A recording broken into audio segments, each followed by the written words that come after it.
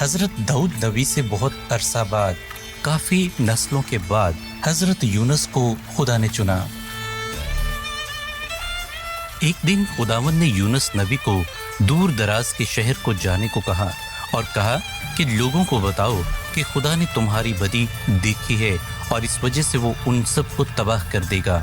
لیکن حضرت یونس نے خدا کے حکم پر عمل نہ کیا۔ اس کے برعکس وہ بحری جہاز میں بیٹھ کر کسی اور ملک کو جانے کے لیے روانہ ہوا، یہ سوچتے ہوئے کہ اس طرح سے وہ خدا سے دور بھاگ جائے گا۔ جب وہ بحری جہاز میں تھا تو خدا کے حکم سے سمندر میں طوفان آیا۔ سمندر کی لہریں بڑھتی ہوئی پاگل ہونے لگیں۔ انہوں نے بحری جہاز کو تقریباً چھپا ہی لیا اور ہر کوئی اس میں ڈوبنے لگا۔ ملاح گھبرا گئے اور خوف زدہ ہو گئے اور ہر ایک نے اپنے اپنے خدا سے جن کی وہ پرستش کرتے تھے دعا کی کہ انہیں بچائے۔ انہوں نے بحری جہاز کو ہلکا کرنے کی کوشش کی تاکہ یہ ڈوبے نہیں۔ بحری جہاز کے اوپر والے حصے میں یہ سب شور شرابہ تھا، لیکن حضرت یونس جہاز کے پیندے میں گہری نیند سو رہے تھے۔ بحری جہاز کا کپتان اس کے پاس گیا اور اس سے پوچھا کہ تم کیسے سو سکتے ہو؟ جاگو اور اپنے خدا سے دعا کرو اور اس سے التجا کرو، شاید وہ ہمیں اس طوفان سے بچا لے۔ پھر بحری جہاز میں سوار لوگوں نے فیصلہ کیا کہ وہ کرہ ڈالیں گے کہ یہ کس کی وجہ سے ہو رہا ہے۔ کرہ حضرت یونس کے نام پر نکلا۔ چنانچہ اس نے ساری کہانی سنا دی۔ انہوں نے یہ جان لیا کہ حضرت یونس خدا کے حضور سے بھاگ رہا ہے۔ چنانچہ وہ خوف زدہ ہوئے اور اس سے پوچھا، ہمیں طوفان کو روکنے کے لیے کیا کرنا چاہیے کیونکہ طوفان بڑھتا ہی جا رہا ہے۔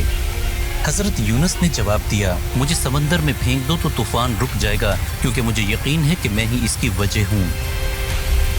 ملاحوں نے بہت کوشش کی کہ ساحل تک حضرت یونس کو سمندر میں پھینکے بغیر پہنچ جائیں، لیکن ایسا نہ ہو سکا۔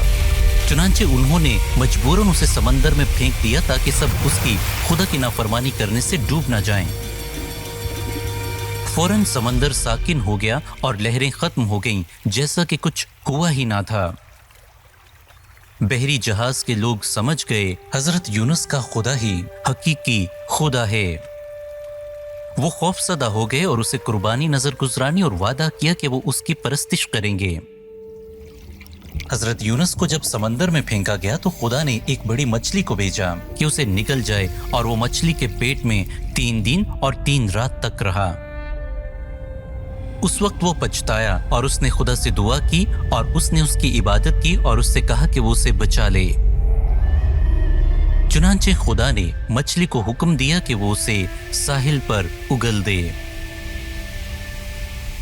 جب وہ باہر آیا تو اس نے خداوند کا حکم مانا اور وہ شہر کی طرف گیا اور لوگوں کو بتایا کہ خدا ان کو تباہ کرنے والا ہے کیونکہ اس نے ان کی بدی دیکھی ہے۔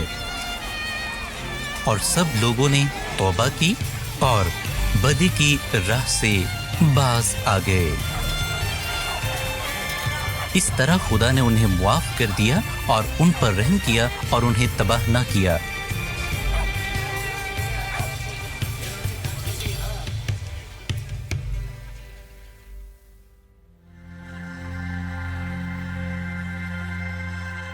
حضرت یونس نے خدا کا کلام دور دراز ملک میں لے جانے سے انکار کیا۔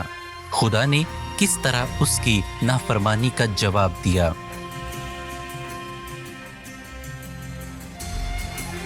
خدا نے مچھلی کو کب حکم دیا کہ وہ حضرت یونس کو نگل لے؟